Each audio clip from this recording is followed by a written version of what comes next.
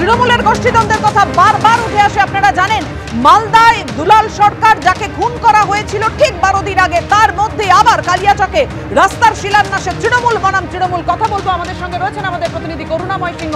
করুণাময়, এখনো পর্যন্ত একদিনেরও বেশি সময় পার হয়ে গেল, মূল অভিযুক্ত জাকির কেন গ্রেফতার নয়, কেন গ্রেফতার করতে পারছে না পুলিশ?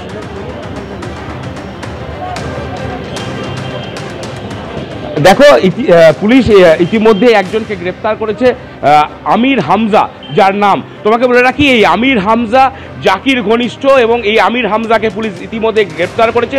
তাকে পুলিশি রিমান্ডে নেওয়া হয়েছে, 10 দিনের পুলিশি রিমান্ড নেওয়া হয়েছে আমির হামজাকে জিজ্ঞাসাবাদের জন্য।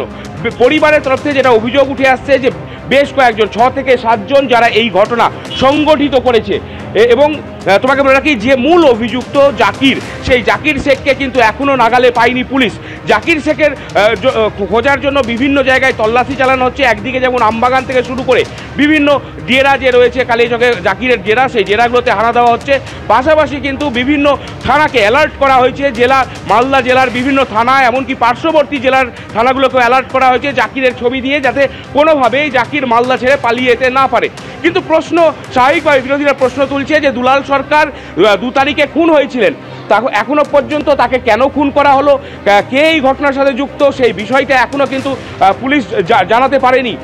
তারপরে কালিয়াচকের এই ঘটনা, যেখানে গোষ্ঠী কোন্দলের জেলে একজন তৃণমূল কর্মী খুন হলেন, তৃণমূলের অঞ্চল সভাপতি গুরুতর জখম অবস্থায় মালদা মেডিকেলে চিকিৎসাধীন, এবং প্রাক্তন প্রধান নওদা যদুপুর গ্রাম পঞ্চায়েতের প্রাক্তন প্রধান এবং বকুল শেখের ভাই, সেও কিন্তু তোমার চিকিৎসাধীন অবস্থায় রয়েছে মালদা মেডিকেল কলেজ হাসপাতালে।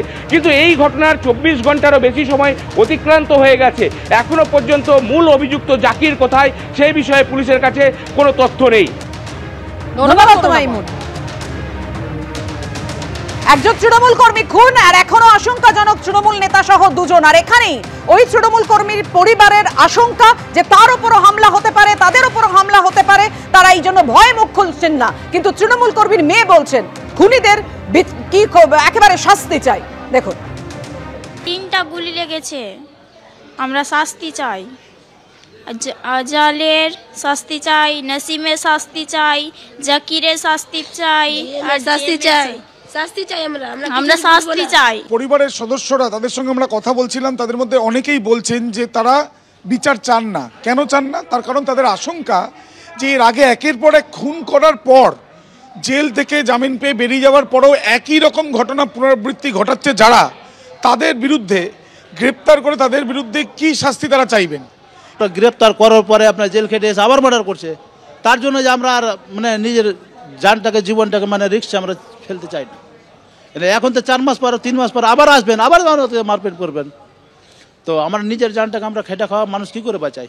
একেই বলে আতঙ্ক। তুমি কথা শুনেই বুঝতে পারছো যে যেখানে একজনের মৃত্যু, পরিবারের সদস্যরা তারা উপযুক্ত শাস্তি চাইবেন, কিন্তু তারা আতঙ্কে যে এরপরে গ্রেপ্তার হওয়ার পরে যদি পরে আবারও জামিন পেয়ে বেরিয়ে যায়, এই ধরনের ঘটনা এরা আগেও গ্রেপ্তার হওয়ার পরে বেরিয়ে করেছে, আবারও এই ধরনের ঘটনা ঘটবে, এবং বারবার করে এই রক্তপাত কেন প্রশ্ন মৃতের পরিবারের সদস্যদের।